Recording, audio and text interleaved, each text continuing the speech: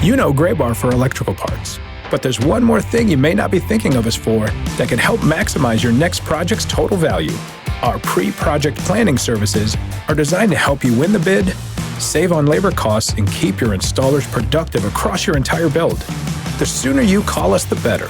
Because when we're there from the beginning, we can anticipate your needs and help you solve problems before they become problems. Yep, Gray Bar does that. Hey everybody, it's Tyler Mon. Thanks for hanging out with us on this week's episode of the Show Before the Show. A quick programming note. Got a new laptop from MLB HQ for the next generation of the podcast, but something was screwed up with my microphone settings for this week's episode, so it sounds a little bit like I'm calling in from a phone underwater. But we got a fun episode of the Show Before the Show. Stick with us. Some good conversation with Benjamin Hill. St. Louis Cardinals prospect Masyn Winn joins us. It's all ahead on this week's a little bit odd-sounding episode of the Show Before the Show right now. Hey,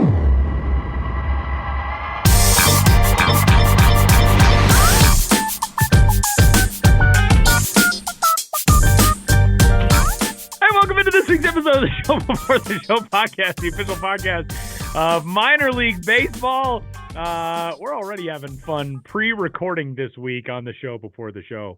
My name is Tyler Mon, recording on a new laptop.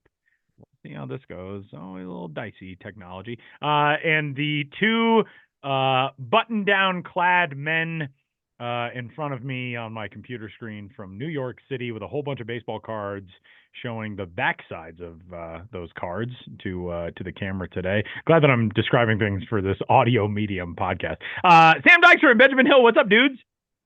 Not much, Tyler. Yeah, we are currently in the Jim Cott room at MLB HQ.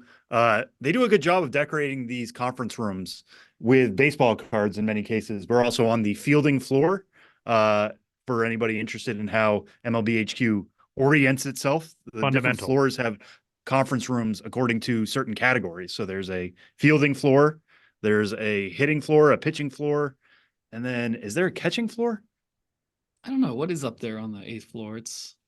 We don't go to the 8th floor very often. What if it's like the bunting floor? What if it's like the lamest conceivable floor? Yeah, the room we reserve on the 8th floor the most, or at least that I do, is a woman who I don't know much about. I should Google her. Sophie Curies. Okay. I think it's Curies. Kurys. Yes, yeah. So maybe there's more of a groundbreakers or executives theme. We'll have to look into it. We'll look into it, yeah. Oh, okay. Sophie Curies played in the All-American Girls Professional Baseball League for 9 seasons, from 1943 through 1952, and she was the base-stealing legend in the AAG PBL. She stole 1,114 career bases? What? I think that's what it is. That's it. Holy cow. That's more than Ty Cobb, Lou Brock. It is the speed floor, because there's Oh, okay. Interesting. Yeah, there's a Lou Brock room up there. Yeah. Wow, that's pretty cool. I was not aware of that. She held the all-time record until Ricky Henderson broke it in 1994. I had no idea. That's very cool. Okay, well, now we know. It's an educational start to the Show Before the Show this week. That's what we strive to do. Educate the masses, right? Something like that. And our batting average is maybe in the, 30 or 40 on the... Hey!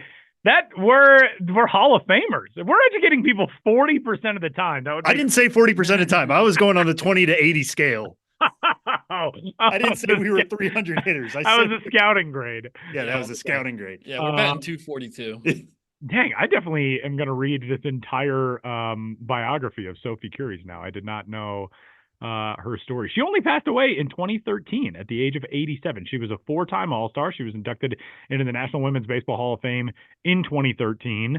1,114 stolen bases. Goodness gracious, that is nuts. She also, the previous record was held by, or at least in Japan, was held by Yutaka Fukumoto, who stole 1,065. So nobody before Ricky Henderson and Fukumoto had stolen over 1,000 bases, with the exception of Sophie Curies. She also did that in 9 seasons. What? That's over 100 bags a year? Hey, when you're fast, you're fast. I mean, I hope Victor Scott II is like listening to this. That's a feeling I have never been familiar with. Yeah.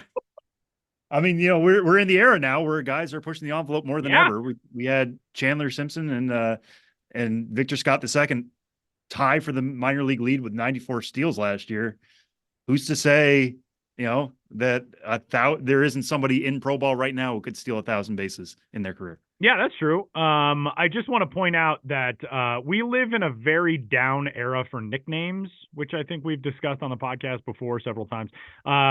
Sophie Curry's, her nickname was the Flint Flash because she was from Flint, Michigan, or Tina Cobb because she broke Ty Cobb's stolen base record. Those are both way better than like anything that currently exists in baseball. Not anything, I guess. There's some decent nicknames out there these days, but everything's just like, first letter, first syllable of last initial. Anyway, that's enough. Get off my lawn for this week's episode of the show before the show for me complaining about things. Well, we welcome you into the latest episode of the official podcast of Minor League Baseball. We're kind of back to a normal format. We've been doing, our predictions and our resolutions and some other fun stuff over the last couple of weeks. But this week we've got an interview. We've got some fun topics to discuss with Ben. We're also promoting some video elements of the show before the show podcast now. So I'm rocking a new minor league hat every week, although I've realized that now all of my minor league baseball hats are outdated because they all have the now old Milb logo on them. So I guess I got to replace all these. I'm going with the Fort Wayne Tin Caps today. Your friend and mine, John Nolan of the Fort Wayne Tin Caps, the radio broadcaster. I was out there for a college basketball game a few years ago. John was kind enough to give me a tour of the ballpark, Parkview Field, which was a gorgeous place. And of course, I snagged a hat. So that's the lid for this week's episode of the show before the show.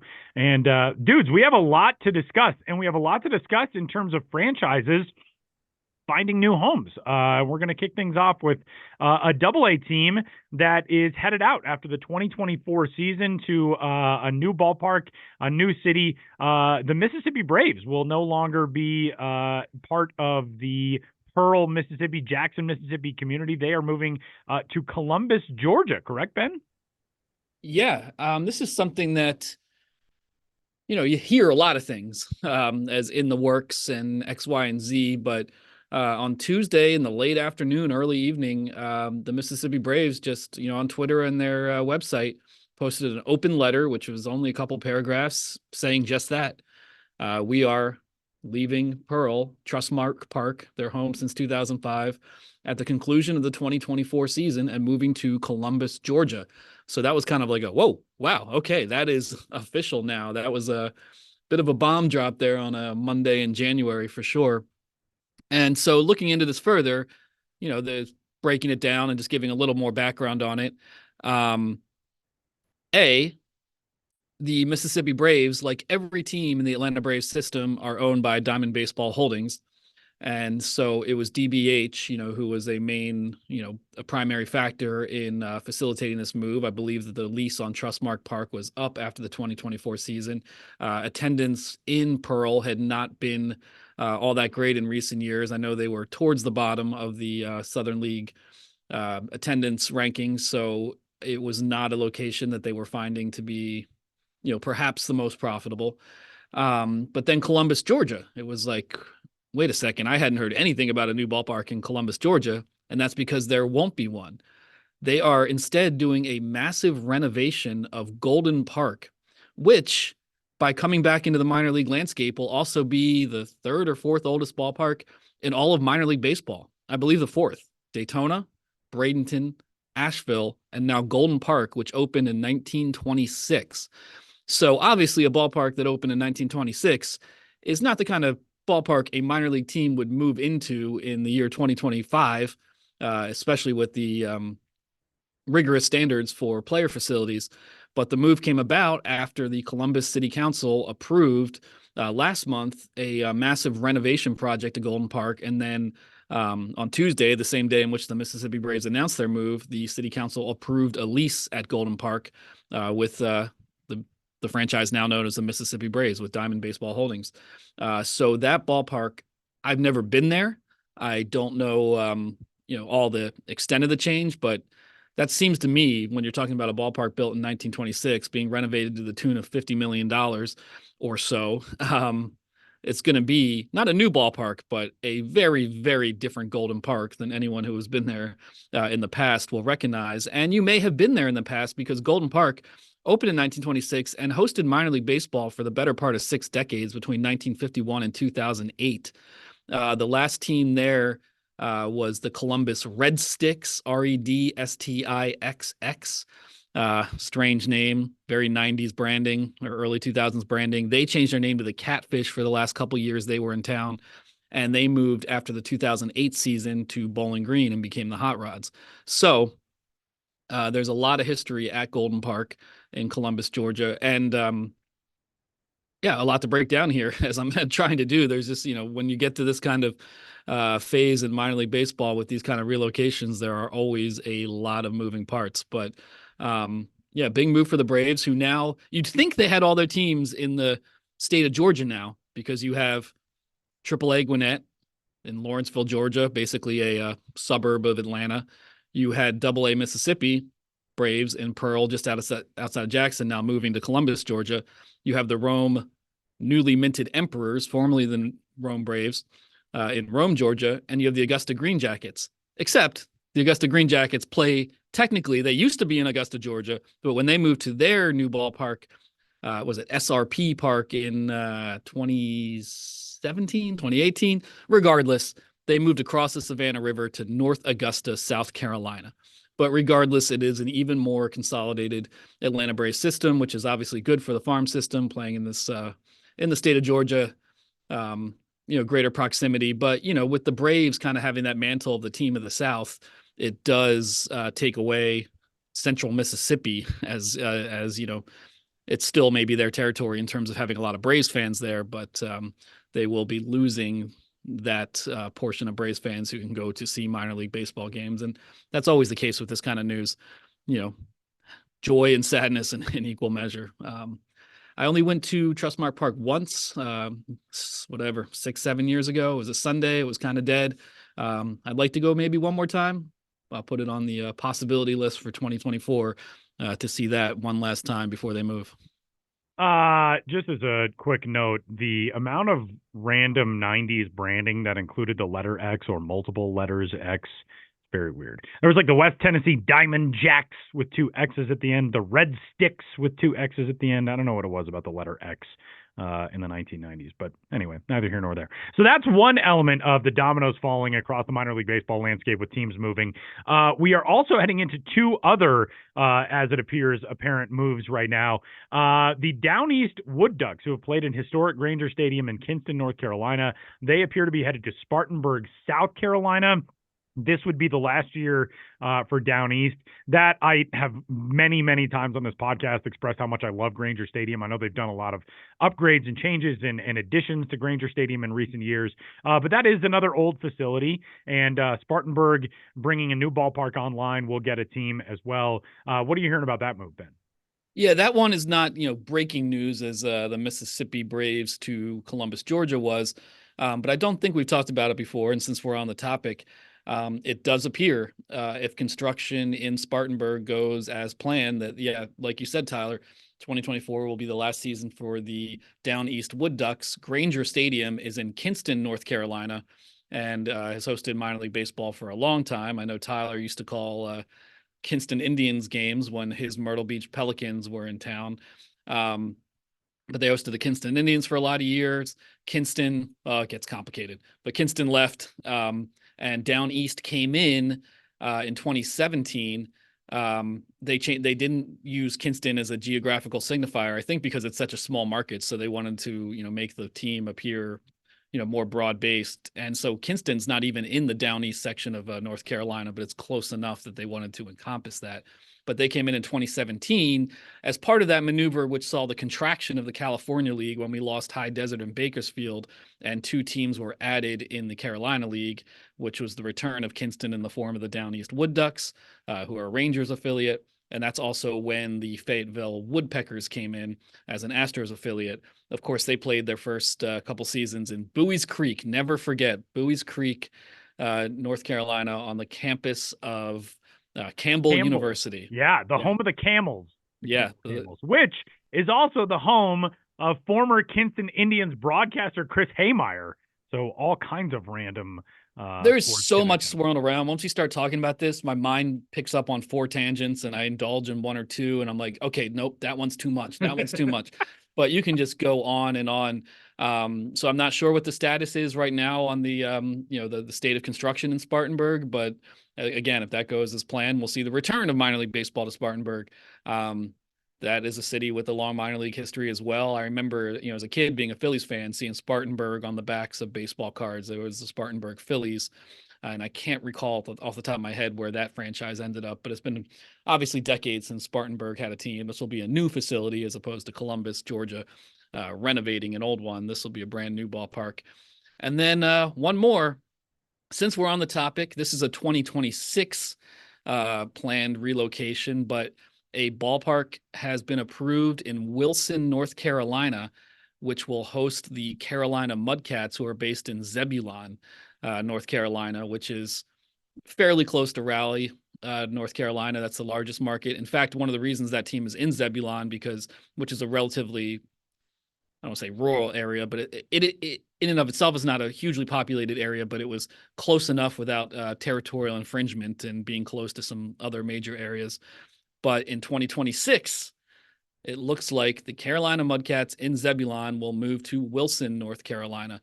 And I've actually been, Tyler and I, we were talking about this, and Sam, before we started filming, as it were. Wilson has been a long time home of a team that's now in the Summer Collegiate League, the Tobbs, at a historical ballpark called Fleming Stadium. They were left out of the equation in terms of this new ballpark, and I don't know what their future will be playing at Fleming Stadium and also competing with a brand new minor league team. But a lot of baseball history is there as well. And right next to Fleming Stadium is the North Carolina Baseball Museum, which I've stopped by on various road trips. And so if you're ever in North Carolina, the richest minor league baseball state, and can make it to Wilson even before this new ballpark opens, check out Fleming Stadium, check out the Tobbs, check out the North Carolina Baseball Museum. But that is scheduled for 2026. And there's other things swirling around right now as well. So I think the bigger lesson here is after the reorganization, restructuring, contraction of minor league baseball, the pandemic, we entered a couple years of it being pretty status quo and stagnant in terms of team movement. But now we're really starting to see those dominoes fall and sort of some new eras begin to emerge. The Tobbs, by the way, just a very quick note, short for tobacconist. That's yes, like one of the good old-timey minor league baseball / now collegiate summer league nicknames. I think Durham still plays as the tobacconist every once in a while. They do, yeah. It's one of their alternates. I like that. Yeah. And Ben, what I think one of the questions we've both been getting a lot on social media about this is, what is the trickle-down effect of the facility standards that is causing some of this movement? Because, teams are being asked to upgrade their facilities, their existing facilities. Sometimes it's easier to move to a better facility, build one wholesale, or improve the one that they're doing in Columbus than improve the ones that are existing. I like what you said earlier about there's always equal measure of happiness for a new market, sadness for a market that's losing a team. But what is the trickle-down effect of these new facility standards? I mean, it's the driver behind not every relocation, but a lot of them, when there is a hard look at what needs to be spent or just what needs to be built in a pre-existing minor league market. Sometimes those funds cannot be put together, and understandably so. So just like everything in the world, the places with the money to commit are going to end up the victors in these situations. And I think with the Mississippi Braves, I don't know what the extent of their upgrades were needed at Trustmark Park, but that's not that old of a facility. I think that one was more the amount of that DBH was happy with Golden Park and the renovations there, and maybe saw a better market to get into potentially with a new ballpark than what they were currently drawing in Pearl. But certainly with Granger Stadium and the Down East Wood Ducks, that ballpark, dates back to the 40s. And that's one that you essentially have to close to, a renovation would probably cost almost as much as building a new one. And again, Kinston's a very small market. So that was kind of one of the, I don't want to say inevitabilities, but one of the least surprising moves that Granger is not going to get updated to the extent it needs to be, and that they're going to move on. I do hope that it will become some sort of independent or more likely summer collegiate facility. It's a beautiful place to see a game. But Which yeah, it was in the last vacation of minor league baseball from Kinston. It was a Coastal Plains League city for a little while. And they also host a Division 2 or 3 World Series there, or an NAIA World something. There's a big collegiate event from year to year. I should probably know that. Probably shouldn't just throw that out there without the specifics. But there'll hopefully still be some baseball there on a regular summer after summer basis. Absolutely. And that's a good point. Just broadly speaking, Tyler, is that the departure of a minor league team in most cases does not mean the end of a baseball team playing at that facility. It means there will be probably a slight downgrade, but there are summer collegiate and independent options aplenty. So you always root for, baseball to continue, even if it's in a new form. I will say Golden Park looks really cool. And hopefully I do feel as though a circumstance like that is so unique, where an old ballpark is going to be renewed in a sense and renovated to meet facility standards. It seems like if you're going to do that, you probably have the right frame of mind of how do we keep this feeling like a classic old ballpark while also meeting the standards of the current day. So I'm excited to see what that'll look like for Golden Park in Columbus, Georgia. So those are some of the dominoes falling in the minor league baseball landscape. And as we look back on the year 2023, Ben, bobbleheads, always a point of discussion on this podcast and writ large in our world as minor league baseball nerds. What was your favorite bobblehead of 2023? This is a topic that you have delved into recently. Yeah, well, last week I was kind of flailing around for something somewhat relevant to write, and I was reminded that January 7th is Bobblehead Day. National Bobblehead Day, not yet Global Bobblehead Day, but we'll get there eventually. Someday soon.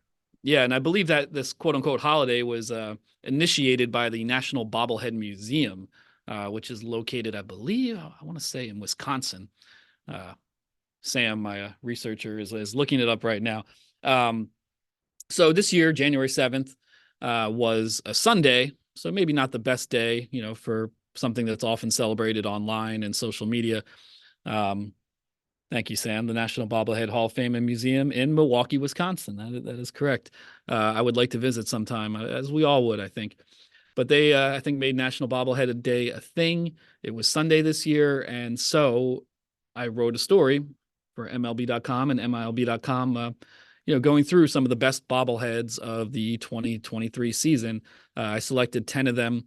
I think my favorite, and this is the bobblehead that, we've talked about quite a bit already. In an episode that I was not a part of, you guys had Buffalo Bison's GM Anthony Sprague on the show to even talk about it, but it's the Mark bobblehead.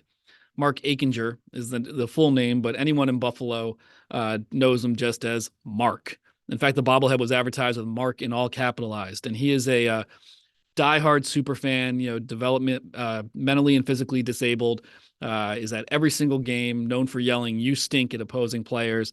And the team gave out a Mark bobblehead. While rubbing his armpit, right? Yeah. That was the bobblehead, was his hand was, one arm is raised and his hand is in his armpit and he's yelling, "You stink," which I love. You stink. And he's just a staple of Buffalo Bison's games. And the team did such a good job rolling it out. I believe they actually won a golden bobblehead for their social media campaign. But a video of telling Mark that he'd get the bobblehead, a video after the fact recapping his day at the ballpark. They had special limited edition T-shirts, but it was just such a great celebration of something, of course, that I'm always trying to celebrate in my own work, of the people that make minor league baseball special while the players come and go and move on to other things, those constants at the ballpark that mean a lot. So I think my favorite was the Buffalo Bison's Mark bobblehead. I can almost speak for you, Tyler, and I put this one in the article, but George Costanza, marine biologist on Seinfeld Day. We've been recently talking about your desire to go and actually attend to Seinfeld Day in person, but they did the marine biologist one where George is riding, or at least sitting astride a whale that he with is a golf ball in his hand. Yeah, triumphantly holding a golf ball that he's extracted from the blowhole. There's also some good player stuff. I'm never going to include just a player bobblehead in and of itself as one of my favorite bobbleheads of the year, but teams got creative. The Amarillo Sod Poodles did the Corbin Barrels bobblehead.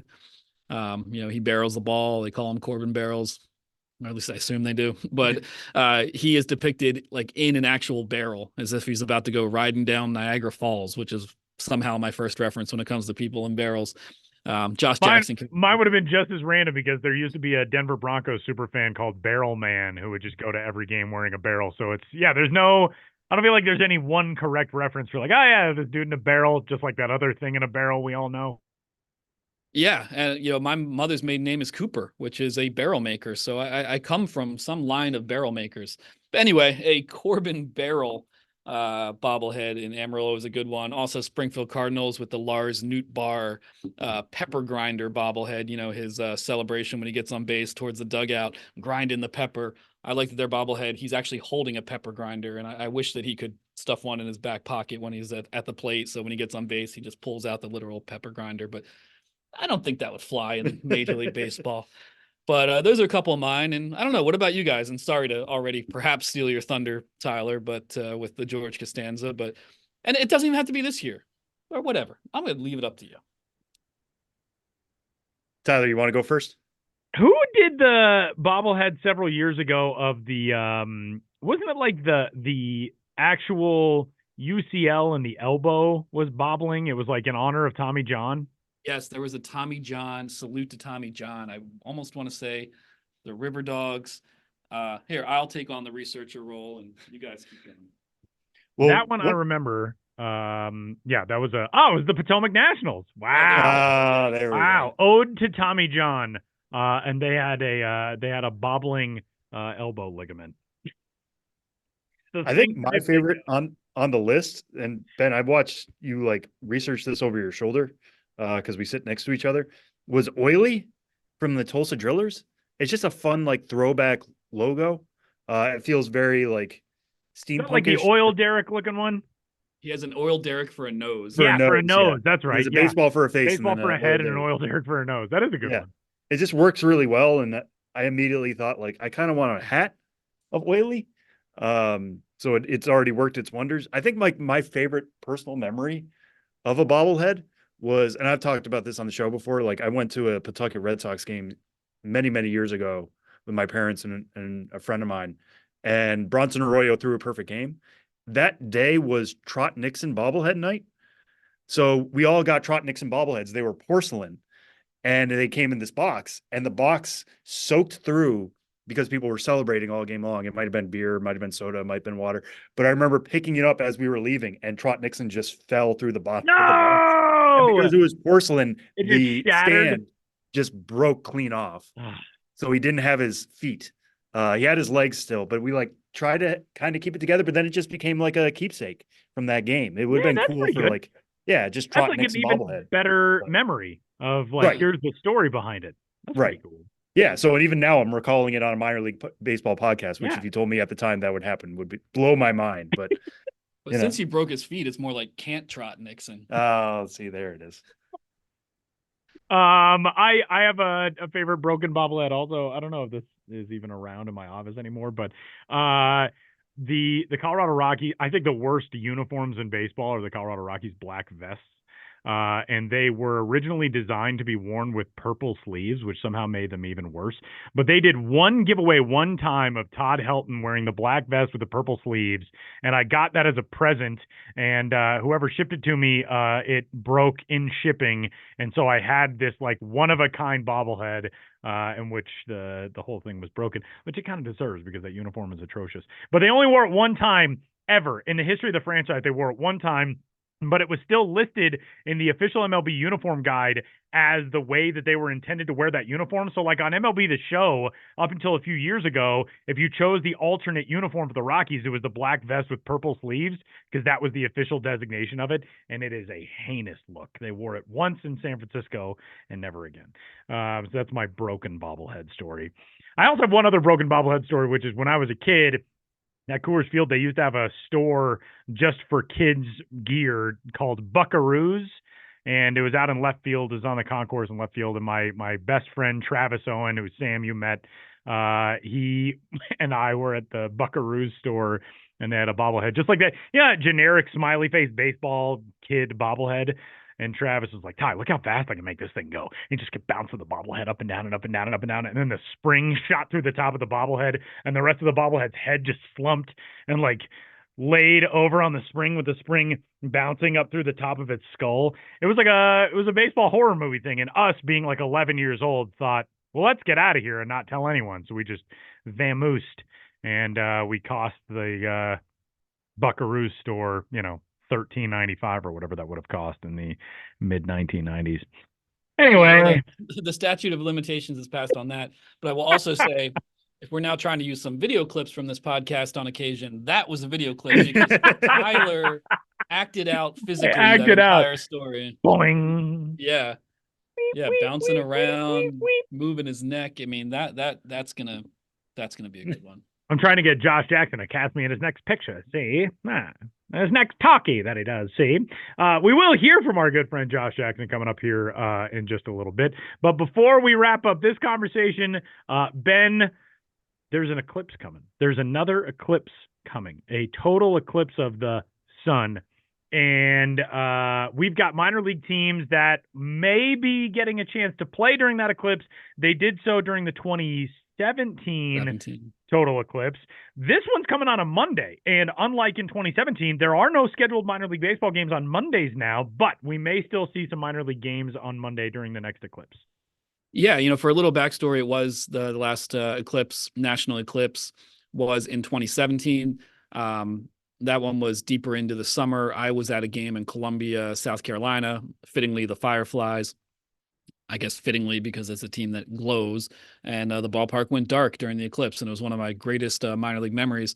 And that was a bunch of teams in the path of totality did some form of eclipse games that year, often with a built-in eclipse delay. The idea originated in Salem Kaiser with the Volcanoes, who were then in the Northwest League, and fittingly, that was one of the first places to be in the path of totality. They had a very early game, and other teams, as it moved southeast throughout the country, followed suit. So, it's been on my radar for a while. Okay, we got another one. But like you said, Tyler, April 8th is a Monday. So teams would need to get, I don't know the exact process with the schedule makers and Major League Baseball and approvals, but you need to get a special dispensation to play on a Monday because Monday is an off day universally now in minor league baseball.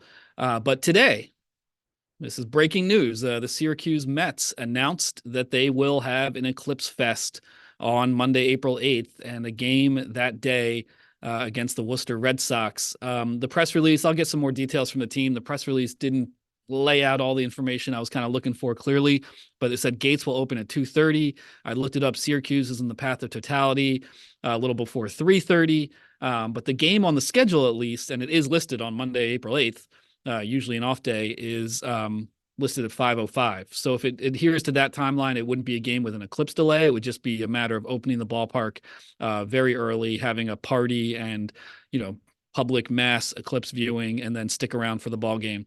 I'm not sure exactly what the timeline is going to be. I want to confirm with the team, but I was really happy to see that happened because then it said, okay, if Syracuse is doing it, hopefully other teams can do it as well. So looking at the path of totality in 2020 or on April 8th, 2024, let's see, it first comes into the United States in Texas, and it does hit Austin, very close to the Round Rock Express. It hits the Fort Worth, Dallas area. So I assume the Frisco Rough Riders, that's a little after noon. Little Rock, Arkansas, home of the Travelers, 12:33 p.m. local time. Then it keeps moving, eastward and northward. We have, what are some other candidates here?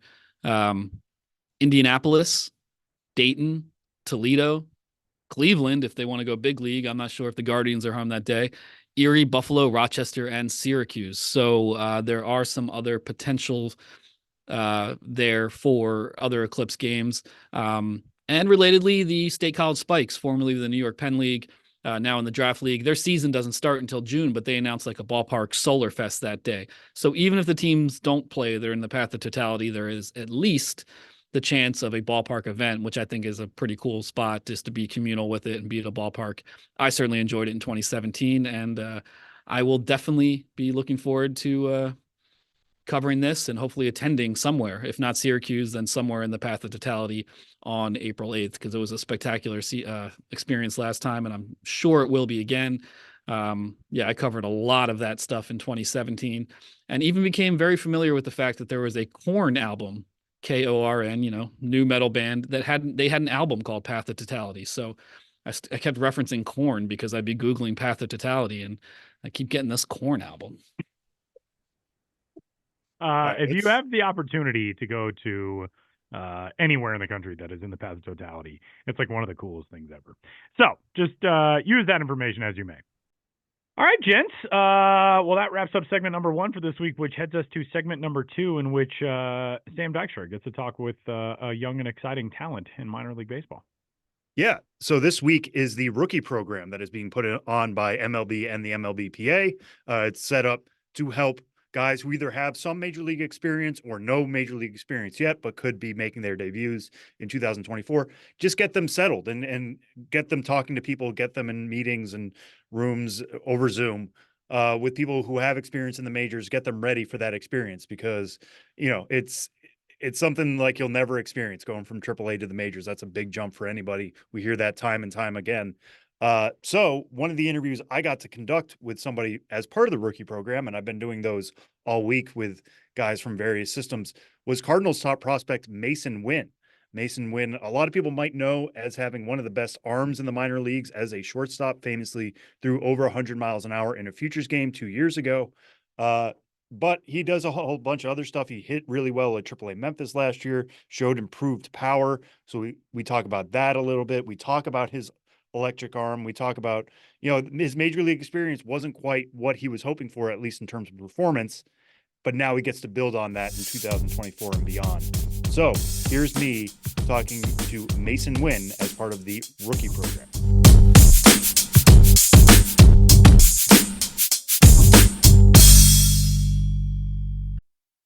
This episode is brought to you by Indeed. Stop waiting around for the perfect candidate. Instead, use Indeed sponsored jobs to find the right people with the right skills fast. It's a simple way to make sure your listing is the first candidates see. According to Indeed data, sponsored jobs have 4 times more applicants than non-sponsored jobs. So go build your dream team today with Indeed. Get a $75 sponsored job credit at Indeed.com/podcast. Terms and conditions apply. Masyn, I want to start at the very beginning of your major league career. You made your debut on August 18th against the Mets. What do you remember about that whole experience, from getting the call to actually showing up at the ballpark in St. Louis? It was pretty surreal, man. I mean, obviously, I was told, we had a real late game one night, and our manager told me, and I was obviously through the roof, and let my mom know, let the family know. I think the hardest part about the day was probably getting all the family out there. I mean, just, 1 day notice, trying to get flights, trying to get everybody there to see me. And, it was a lot of fun. Obviously you got the whole Pete Alonso situation that happened, my debut with him throwing my first hit away. But nah, it was a lot of fun. That's going to be a cool story I'll be able to tell forever. And, I mean, it was just such a great experience. I mean, the fans, we did a flyover my debut. Just happened to be, kind of around the same time. And, man, just super cool. Glad I got to see that. Glad I got to be around the fans, family, and, playing with the big league club. Yeah. Now that you have a few months to kind of reflect on that, is it almost better with the Pete Alonso version, or would you just like to have had the ball and have no story attached to your first hit? Just let it be a first hit. 100% better. I mean, for sure it caused a stir up in the Cardinals fans, but now for me, I mean, it was really cool. I mean, obviously he's such a great player. I mean, and shoot, I ended up getting a bottle of tequila, which I don't really drink, but he got me a nice bottle of tequila and a signed bat. So yeah, for sure, I'll take that trade any day. And I got the ball back, so we're good. We're right. Good. Yeah, you got it, and plus some goodies on top of that. There's nothing wrong with that. And before that, at AAA Memphis, I feel like one thing that stood out to me, you had 18 homers in Memphis. That's a new high. On the power side, what do you feel like had popped to really push for you to make that major league debut in August? Man, it was really, we had a hitting coach down there, Howie, and I mean, he was so good. I was really struggling, at the beginning of the year, and then kind of got my footing. And then, we worked a lot to try to, just swing harder and with, with more intent to do some damage. Mhm. I think I got to the big league club and kind of got a little timid, but, while I was down there in AAA, I was really just free swinging and, trying to hit tanks and they were coming. I think I was definitely ambushing, taking advantages, some early counts while I was down there. But yeah, I would just say, our guy Howie got me right, middle of the year. Came back after the All-Star break swinging, and I think he, his little tips and pointers helped me out for later in the season. Yeah, and you did come up at such a young time. The numbers not quite there. You talk about like being a little bit more timid at the major league level. Do you feel like there was any pressure to perform right away? I mean, what were your main takeaways from the majors? No pressure from anybody else. I feel like it was a lot of pressure I put on myself. Hmm.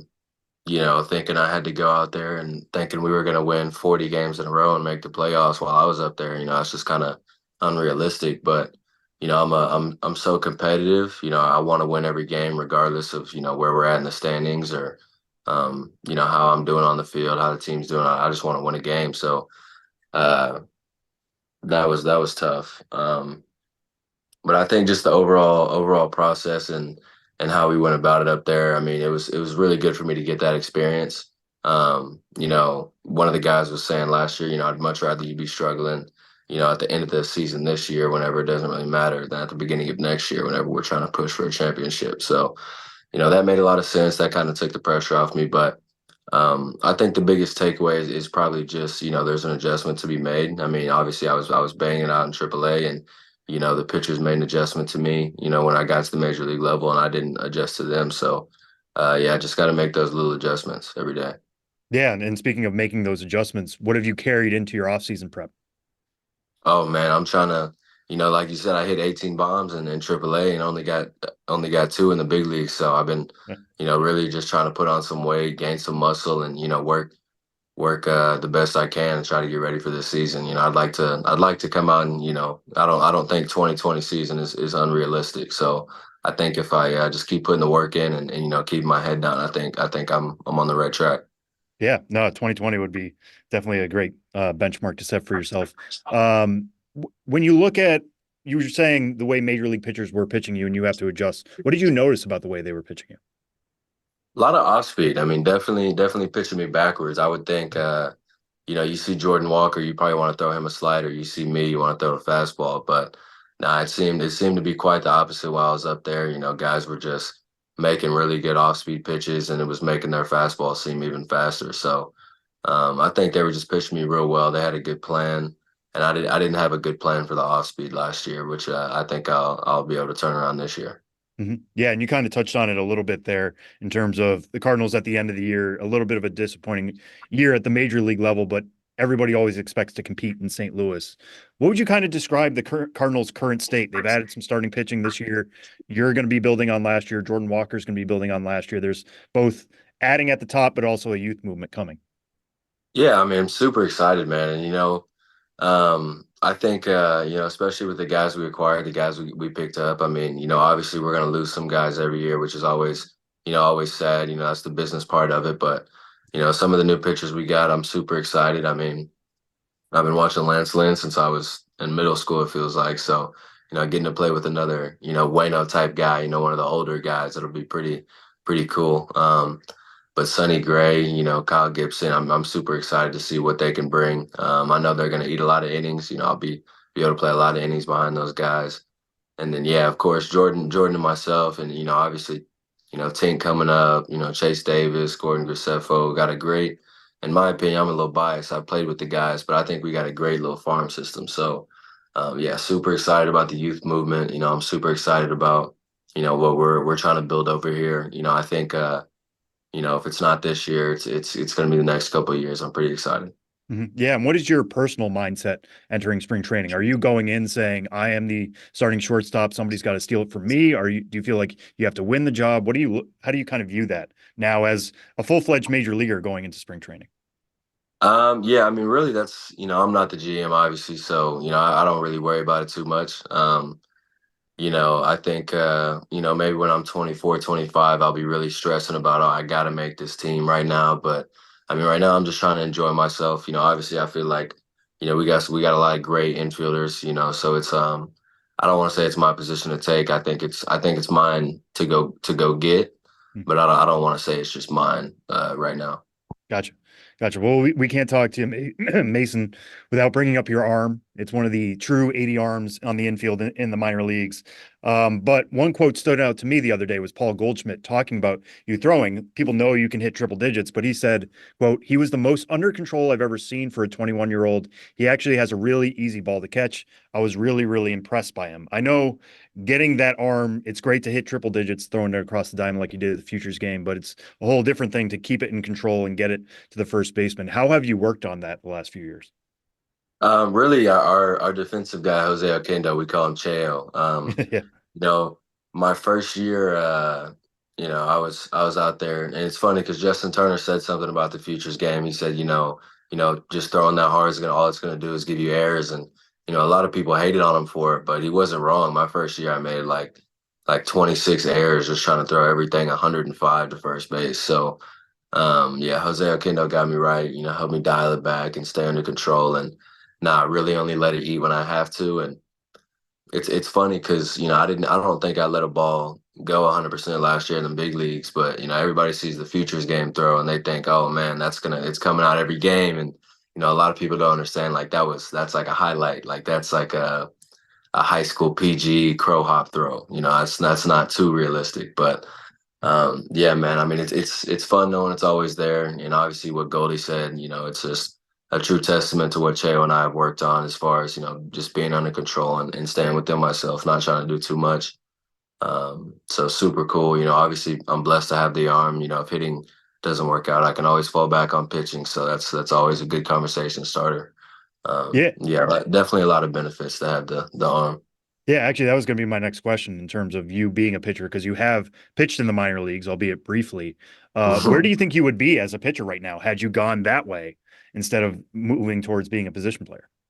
I mean, I would like to say I'm confident. I don't want to call it cockiness because I would like to say I was pretty good. I think I'd be pushing the major leagues, if not in the major leagues, if I was a pitcher right now.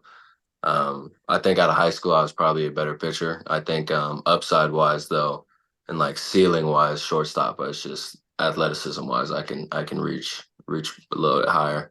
Right. Yeah, and getting that chance to show that athleticism on a daily basis, I'm sure Hmm. plays a role in that too. How would Masyn Winn, the pitcher, attack Masyn Winn, the hitter? You said breaking balls, you got a steady diet of them. Would you give yourself all breaking balls, or how would you handle I my best pitch is a slider. I might rip myself 3 sliders in a row. it? Yeah, for sure. See if I can handle it. Good practice for the hitter too, I guess. Hundred Uh, percent. all right, and just the last one. There's a new initiative coming for spring training this year called Spring Breakout, putting top prospects from each org against each other. It's a new thing that's coming. The Cardinals are actually playing 2 games this year. You guys are going up against the Marlins on March 15th and the Astros on March 17th. You know, it's a new thing. What is your initial reaction to this, and what are you looking forward to most about potentially playing in the breakout games? I think it'll be good for the prospects. I mean, it's kind of going to be like a little bit of a futures game, just kind of a preseason futures game. Mhm. So I think it'll be pretty cool. I mean, definitely, obviously for the younger guys, it'll be a good experience, and maybe first couple year guys that haven't gotten too many big games or haven't gotten that futures game experience to be able to get into a big game like that early in the season, I think is going to be pretty cool. I think it'll be pretty high intensity still, even though it's in spring training. So, yeah, it should be fun. I mean, I think it's going to be a lot of young guys trying to go out there and compete.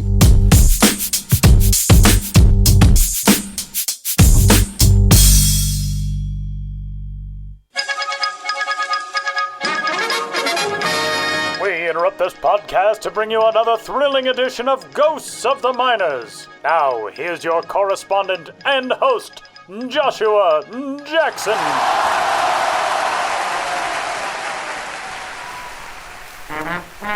Welcome back to Ghosts of the Miners, in which all of you out there in Radio Land must identify the legitimate historical ball club or player hiding amidst the fraudulent pair. One once piled up hundreds of innings as a pro. The others never logged any outings at all.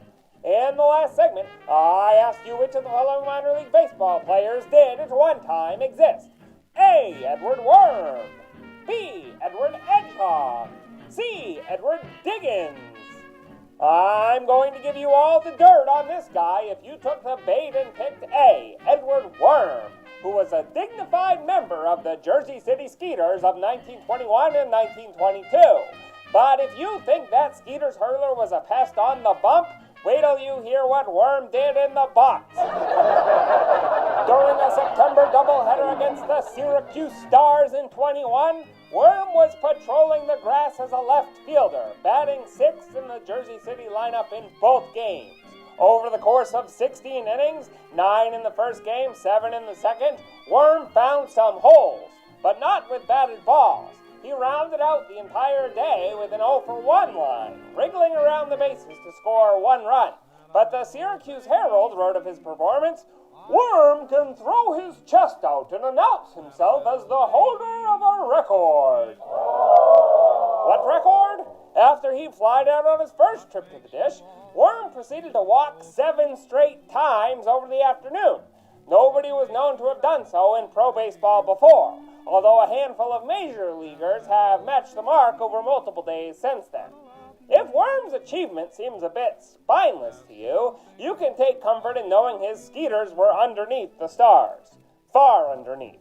Not only did they drop both games of the doubleheader by a combined tally of 18-9, not only had they dropped the previous day's game to the Stars by a score of 17-4, but even though Syracuse managed to finish the 21 campaign 48.5 games behind the Baltimore Orioles, Jersey City was even lower down.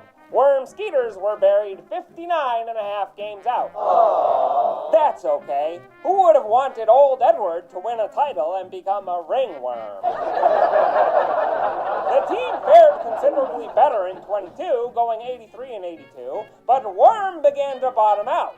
Although he was with the Skeeters through spring training and into April of 23, he tunneled beneath the bedrock of baseball history by the time that season really got going.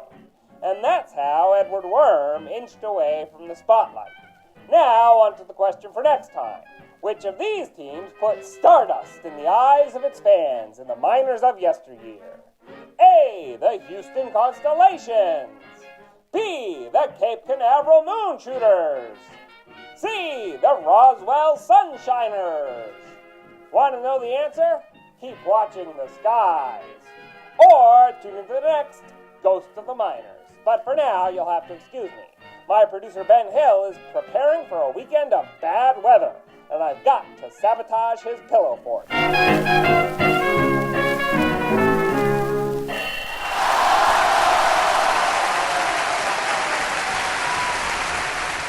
Final segment of this week's episode of the show before the show. We're just like 3 months away from us giving you our milled TV picks and everything else, which is tremendously exciting stuff. But before we get out of here, we have the ability to tell all of you listening from minor league baseball front offices, our services are already in high demand. We already have a team interested in the show before the show night at the ballpark. And if you want to get in on the ground floor, you got to submit your own proposal, your own bid right now. We're going to accept bids. You know, there was some news this week that the Houston Astros and the Texas Rangers are bidding to host the final of the 2026 World Baseball Classic. This is even bigger. I mean, if you could imagine that times a billion, that's pretty much what the show before the show night at your ballpark could be. I don't think that's hyperbolic personally. Maybe a billion, maybe like $500 million. If you could $500 million times the excitement of the World Baseball Classic final, that would be the show before the show night at your ballpark. We've already got teams clamoring. Get in touch. Podcast@MILB.com.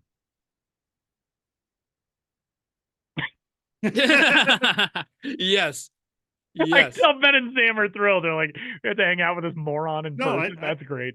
You know, like I've never been a huge wrestling guy, but I feel like you just cut a promo, and I don't mean that. Normally, promos are like trying to egg on the other wrestler to, you know, get them angry or get people to tune in. You just kind of like cut the promo to get other people tuned into this. Yeah, you're darn tootin'. Yes. Yeah. So we have one club who we're not naming. We're not going to name an unnamed club, but they're definitely real. Yes, They actually definitely are. It's not like, oh, my girlfriend's from Canada, you wouldn't know her. No, it's this team is definitely real. Yeah, and they're the front runners. One, because they're the only club, and two, I think being first goes a long way. It does. It really does. It That is shows that true. they are listening to this podcast and interested in working with us, and we are very appreciative. And we do not want to demean their getting in touch by just saying, "Okay, not let's at see all. if something's better." I mean, I think one of the issues is our geographic Right. issues with One Sam of and us I is far flung. right, Sam and I sensibly in the Northeast, and Tyler not. But also, I will say this: like, just because we have one team in doesn't mean we're not accepting bids for future years or maybe Right. multiple stops. Maybe multiple this season. stops. Maybe a tour. Maybe Exactly. a tour. We could make this a We tour. print out T-shirts. Yeah. Oh, I like that idea. We could do it like a concert schedule, a live tour T-shirt. I kind of want to do this if we only go to one. Yeah, place, even if we go to honestly. one place, it'll just be, we can just list that like 18 times on the back, like June 24th at blank. So yeah, no, I think that's all great. I also assume all of the other front offices that listen, it's like, you know, a circumstance where like a college football team wants to hire a head coach, they got to go to all their big boosters and get the money together for it. I'm assuming that there are a lot of conversations happening like, well, okay, how many figures can we throw with these guys? They command obviously 7 figures if you include like 4 figures of change. So, you know, I think that's probably what's going on in all these other front offices. They're just trying to get the financials nailed down. Well, let's be blunt here, Tyler. Your name, image, and likeness are the most expensive of anybody here. You know, what can I say? I get tens of dollars for this face and voice from time to time. Yeah, I mean, not to mention our riders. I mean, Sam needs a designated weeping room to mourn the loss of Bill Belichick. A designated weeping room. The Sam Dykstra Bill Belichick Memorial designated weeping room. I'm just a man who's in touch with my emotions. I don't know what to tell you guys. Please hang that up on Sam's desk. I'm gonna make a sign and I'm gonna send it to Ben to print out and hang up on Sam's desk. Yeah, how you doing with all that there, Samuel? It's fine. I mean, listen, we won a lot, or I've witnessed a lot of Super Bowl championships over the years. All good things come to an end. This team was not very fun to watch this year. You know, Bill's not getting any younger. I had one interaction with Bill Belichick once. As some know, I do college lacrosse as one of my side gigs, and the head coach of the University of Denver for the last decade plus was Bill Tierney. Who's essentially, if you can think of Bill Belichick in college lacrosse terms, he won 7 national championships at 2 different schools. Like he is the John Wooden of college lacrosse. He's also just like the greatest human being that I've known. I'm not a lacrosse guy. I never really have been a lacrosse guy. But he's amazing, and like I enjoyed being around him so much that anyway, that's neither here nor there. We played in the Final Four championship weekend. This is back in 2017, I believe. And it was at Foxborough. And Bill Belichick and Bill Tierney like grew up together, and they're like close friends. So the guys are out there practicing the day before the semifinal matchup, and Bill Belichick comes out and he says hi to Coach T, and they're talking and whatever. And I said, I'm going to go ask him like what one great coach thinks makes another coach great. So I walked up to Bill Belichick as he's leaving the field, and I said, "Hey, I'm Tyler. I'm the Denver radio guy. You mind if I just like ask you a couple questions about Coach T? Because I really just wanted to get like to be at that plane of existence of like how great you are at something and recognizing how great somebody else is at that thing. What's your scouting report on that person?" And when I asked him, like, "Can I just ask you a couple questions about Coach T?" He said, "No." Oh, okay. All right. He was very pleasant. I will say he was very pleasant. He was like, "No, I'm sorry, but I hope you have a good day." And I was like, "Okay, I get it." Like, I think he didn't want to make it about him. You know, it's his friend's big moment. He doesn't want to make it about him. So I get it. But I was kind of like, that was a very Bill Belichick experience. So, you know, that's what I'll take for the remainder of my life. That is just quintessential, like just getting turned down by the guy. Yeah. Like what you would exactly imagine the experience to be. Yeah, it's like when I went to Mobile, Alabama for the opening of the Hank Aaron Childhood Home and Museum, and it was just A-list to the extreme with all the Hall of Famers who showed up for that. And I was getting interviews from Bob Feller, Ricky Henderson, Hank Aaron himself, and blah, blah, blah. I went up to Reggie Jackson.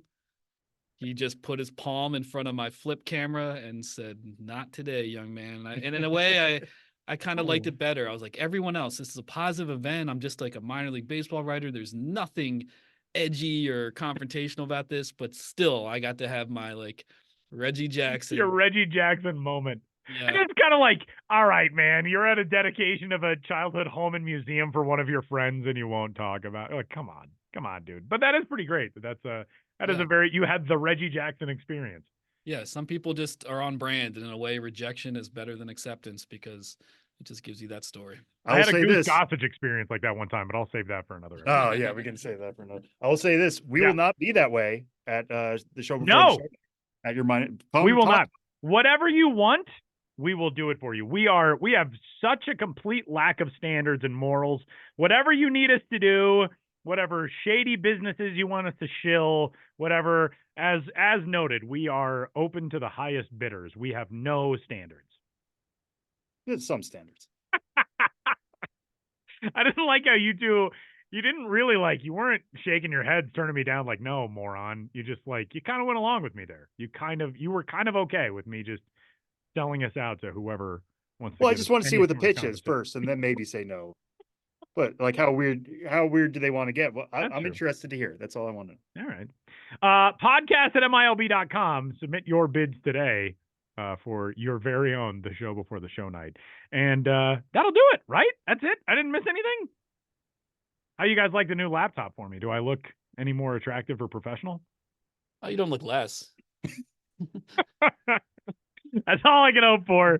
And on that note, we're going to wrap it up. For Benjamin Hill and Sam Dykstra and Josh Jackson and all the rest, my name is Tyler Mond. Thanks for tuning in to The Show Before the Show. We'll catch you next week.